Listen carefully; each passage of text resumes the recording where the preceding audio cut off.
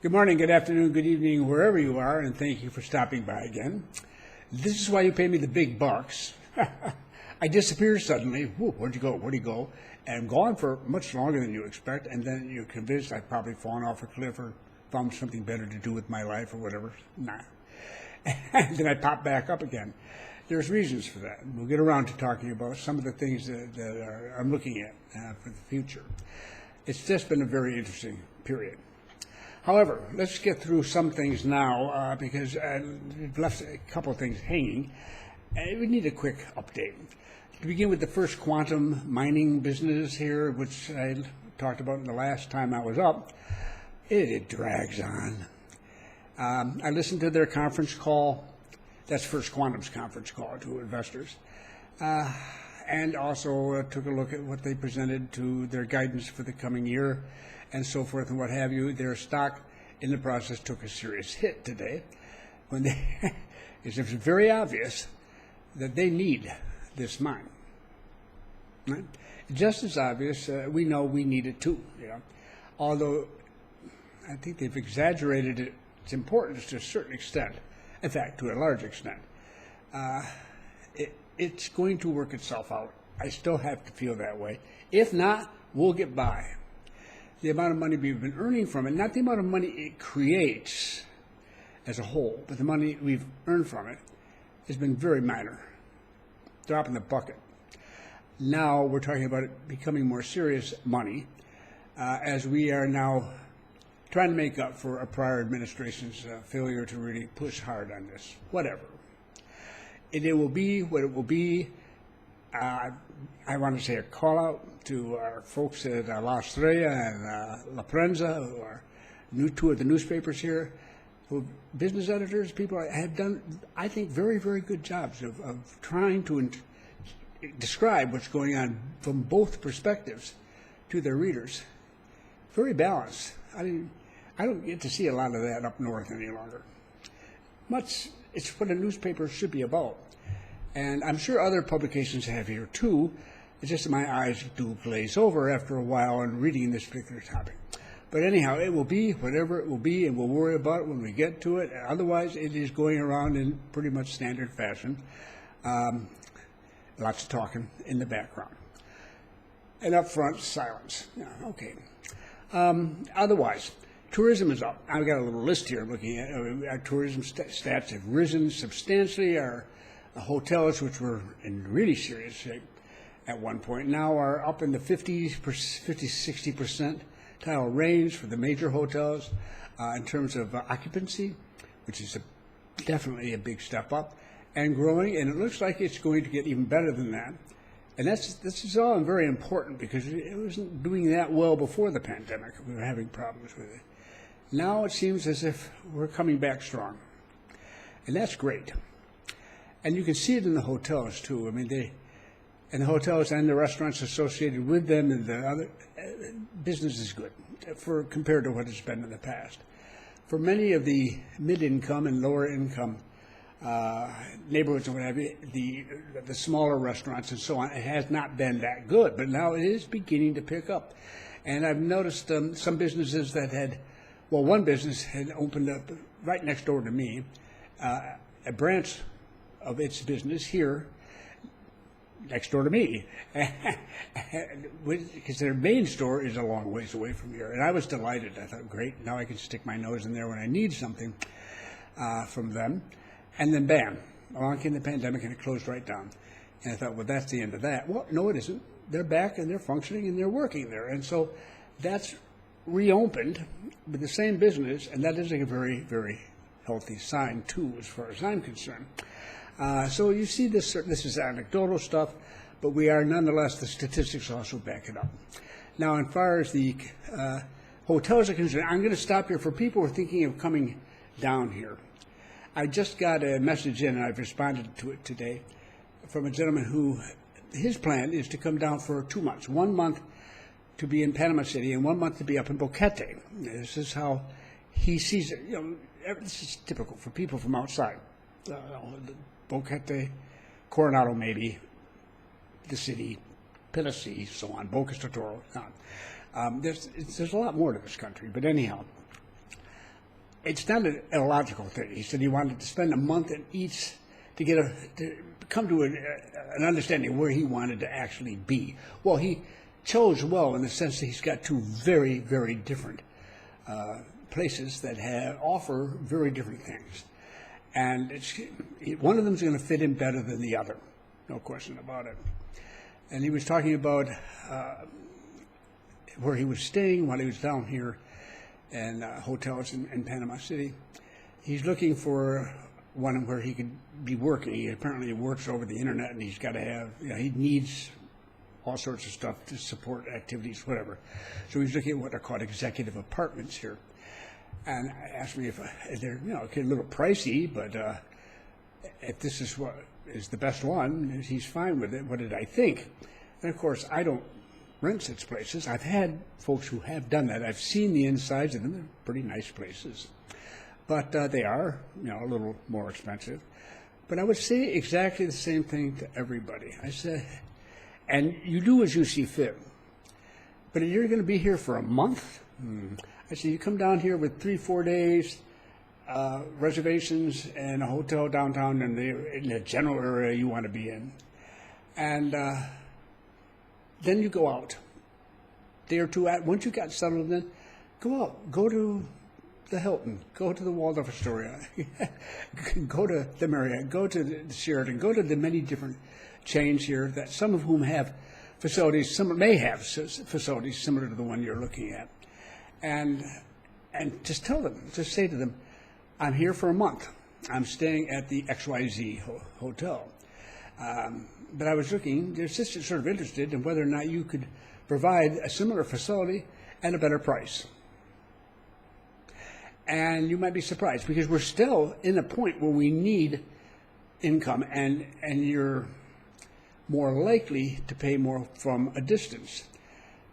I hate to be the one to take responsibility for that, but in the general, it's true. I had an older woman. She's a wonderful person. I haven't seen her for a little while now, 4 or 5 years now, and I hope she's doing well. She's a wonderful, wonderful lady. And she had come in, and she kept checking in with me. We were trying to have breakfast together so we could meet at breakfast. And it kept changing because her schedule kept changing. She kept changing. She popped from one hotel to another hotel to another hotel. And what it boiled down to, so when she came in, she went into her hotel. She opened only what she needed from her bags, and immediately went out to another hotel and said, hey, I'm staying in town. Do you have a better deal? Got a better deal. Moved over to there. Then did that again. Then did that again. Finally ended up in the best deal she could find in the city, which was the Hilton. The Waldorf Astoria. So it was interesting. It was just the way it was. So in a sense, if you're going to be here for a substantial period of time, that's a key thing, then you're in a good position. If you don't find another one, you used to be able to go to the place you're at, you shouldn't have any trouble getting a place. Now, if you think you've gotten a super, super, super good price in advance, and by all means, do what you think is best. But I remember her, and I also know that's not a surprising thing to have happen in a time like this, when hotels are really pulling people in and getting there, but are still a long ways from being full. And you can usually get a better deal, as I said to the gentleman I wrote, when they see the whites of your eyes. Okay? Now, that's just a suggestion in passing. All right? Maybe it doesn't work for you and you need more certainty, fine. Or even more likely, you may not be here that long. He happens to be an unusual period of time. Now, other things. Just the little things that show that the country's really coming back together again. The convention center, our brand new one that was finally got off the ground last year, they'd hoped to have about 50,000 people in conventions. That was considered pretty aggressive for a brand new center that had no track record. But they almost hit 100,000. This year, coming 23, they expect to aim for 150,000, 3 times their past target. I have a suspicion they're probably going to exceed it once again. It's a very fine center. It's gotten good reviews. But that's very important, too, and is another reason why hotels are happier. They've got people coming in and staying there. Okay, so we've got that rolling. There are other things that people forget about that are in the background. I keep an eye on them, but there's only so much you can do.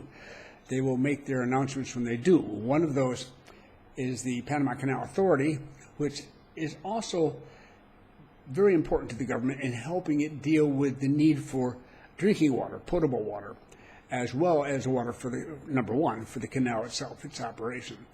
They have been, for some months now, designing a project to increase the amount of water available, both for the canal and for drinking water, against the possibility, even though we're one of the wettest countries around, so to speak, nonetheless, to get ready for the future when water may be harder to get, and we may need to make major expenditures to deal with it now.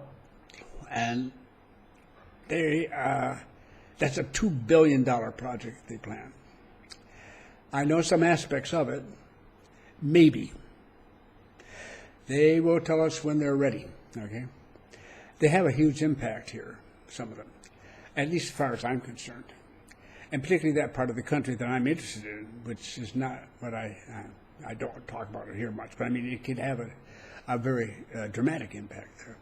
So, but on the other hand, the important thing is we've got this $2 billion project rolling down the road. That's going to have an impact too. Finally, another thing underway, and has been for some time, but it will take a lot of time, and excuse me, and not be settled immediately. So I don't know when the announcement will be made. I can't even tell you if it will be made, except that they seem quite determined they're going to. I'm going to drink coffee. I should drink coffee more often here. We have great coffee. Anyhow, the canal had announced some time ago that we will have another expansion.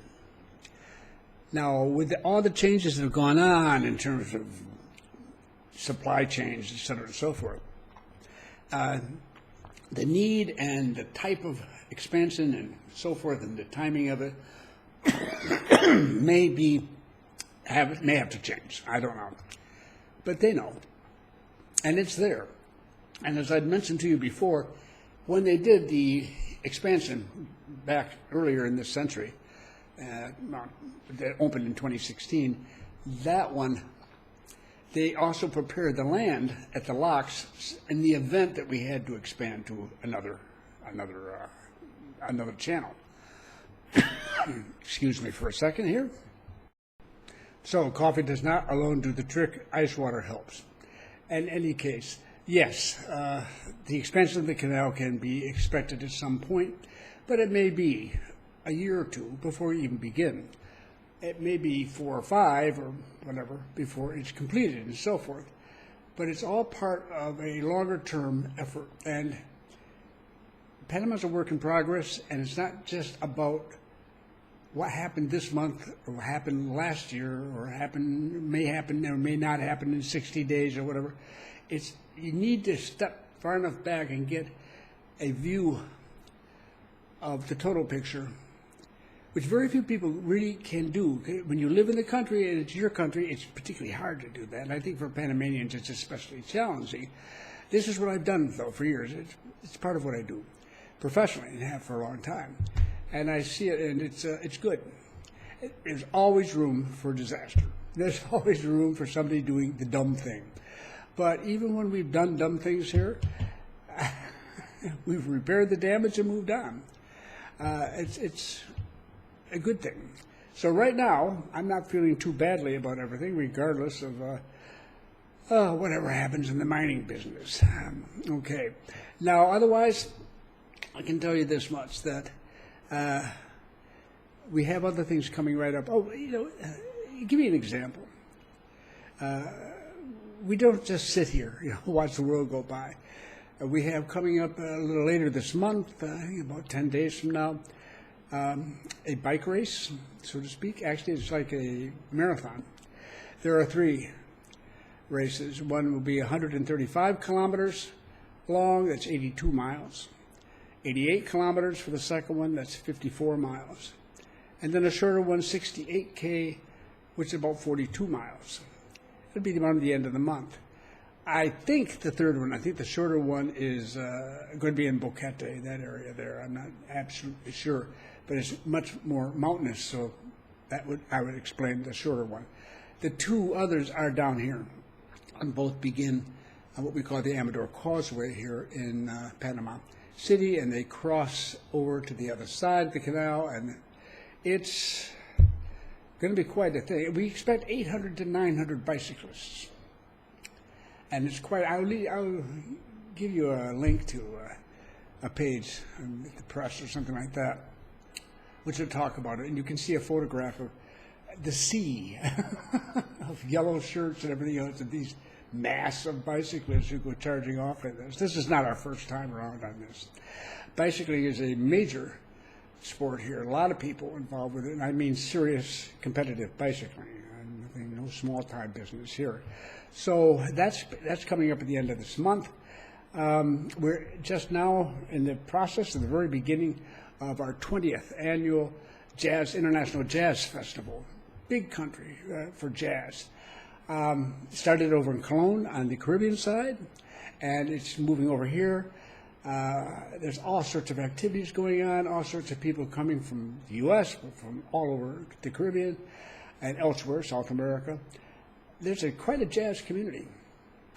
And they have a wonderful set. They will have clinics up here to work with young artists here in Panama. And some of the performances will be free and open to the general public, and big areas where larger groups can get together. Others will be more intimate, so to speak, in theaters, and you pay for entry and what have you. But there's something for everybody in it. And it's really wonderful. And it's just 20 years of this. Hallelujah. I might say, during the pandemic, of course, a little different. But anyhow, we're back to normal on that one. And then, if nothing else, this weekend, we have the annual barbecue cook-off. Yes, the Americans brought that down.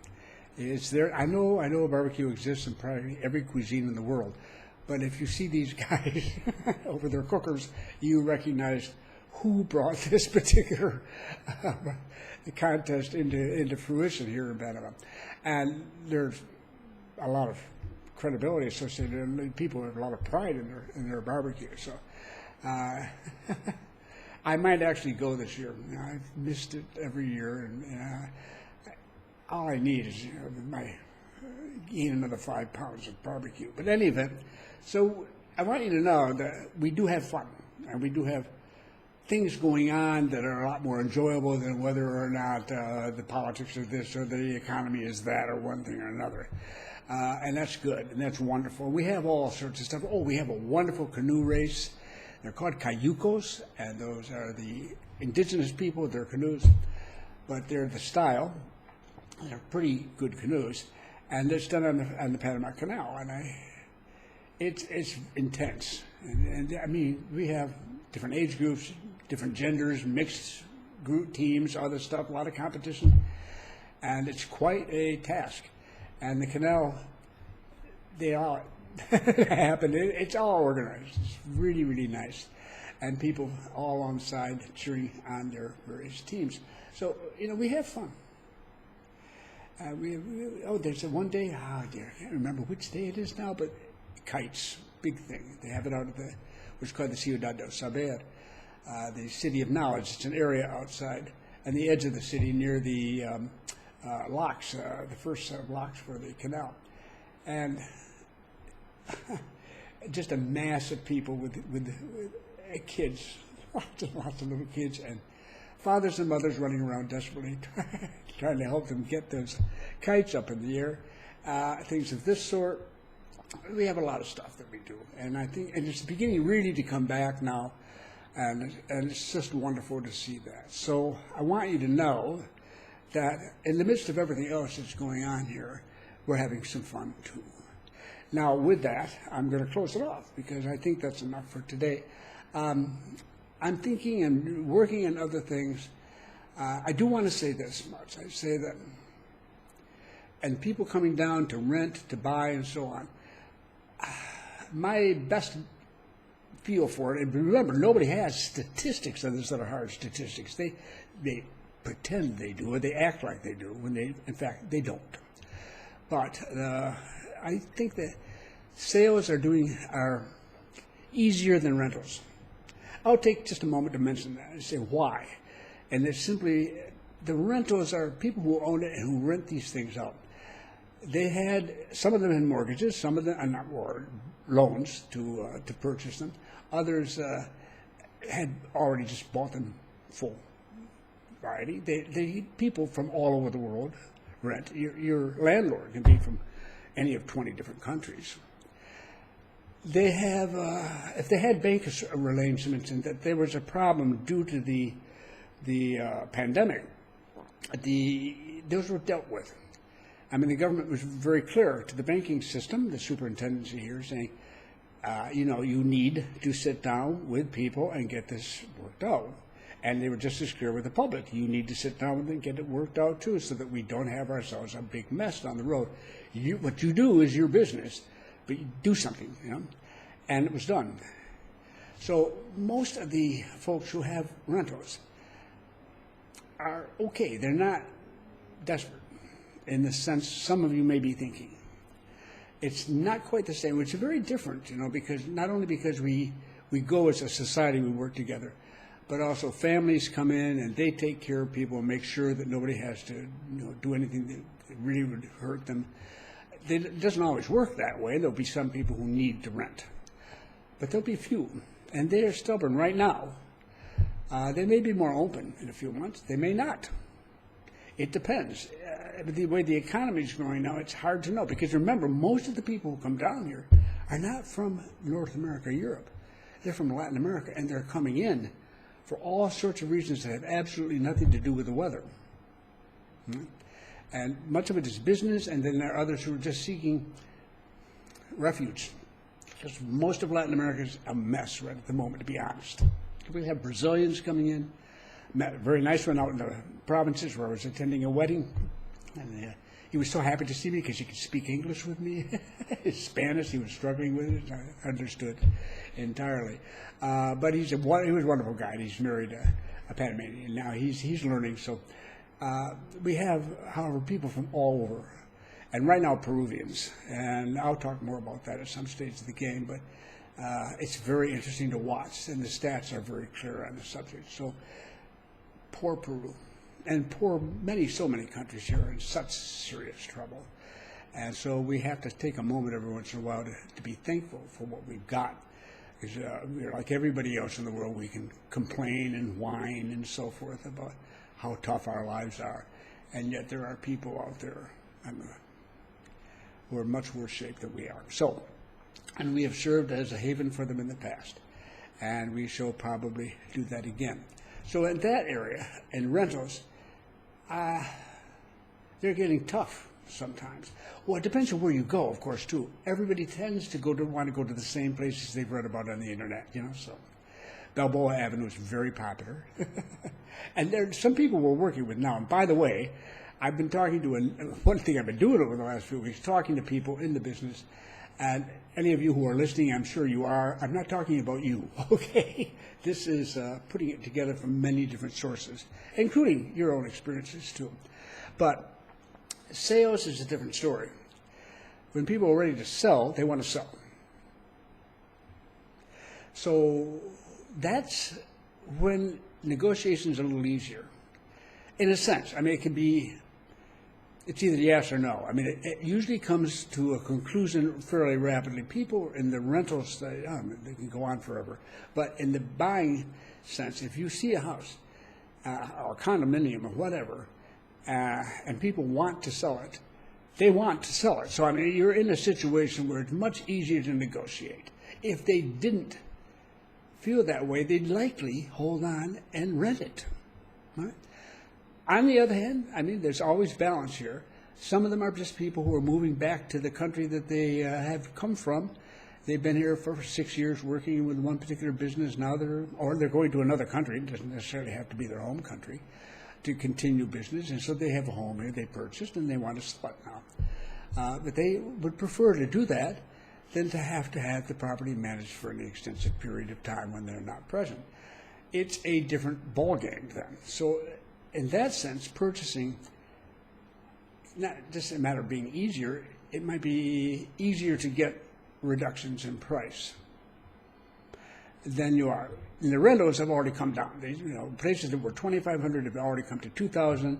Now that people are offering like $1,700 and so forth, there's a limit to where people will go. They're very alert to what's going on in their neighborhood.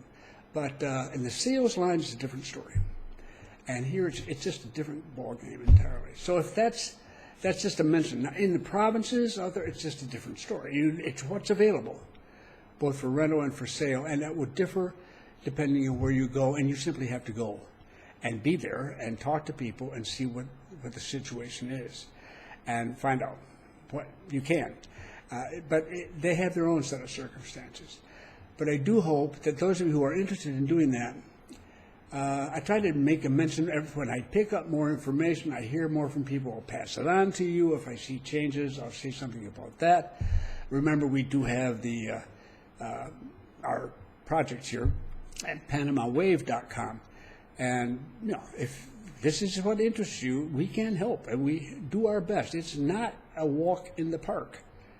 And it's work for us, too. But I've never done it before, and I sometimes wonder, I have my head on straight. But no, it's useful, and I think the people who've used it have found it useful, and they've been very pleasant. They're wonderful people we've been meeting. I mean, wonderful people. So we're delighted to do it. And if you're interested in it, let us know. And when you come down, we'll be happy to work with you and see what we can do. So that's enough for now. I'm going to be back. Yes, I will be. I honestly will be. Because this broke the ice today to get back on. I've been trying to pull together how I want to approach things myself professionally in the times to come. Don't worry, I'm staying right here in Panama, and I'm going to continue to be helpful to people like yourself, and I'm not. Nothing dramatic like that. But I'm going to be changing other aspects and moving in different directions because I think it's necessary. And I'm not retired in the traditional sense. Let's just say I'm busy all the time. And I enjoy it, and that's why I do it.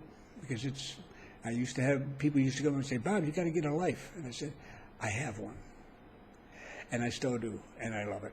So I will be back to talk to you one of these days. Maybe if I tell you it won't be for months, then I will actually be here within a week. You never know. Maybe a little reverse psychology with myself might be helpful. But thanks for stopping by this time, and I will look forward to talking to you again in the future. Seriously.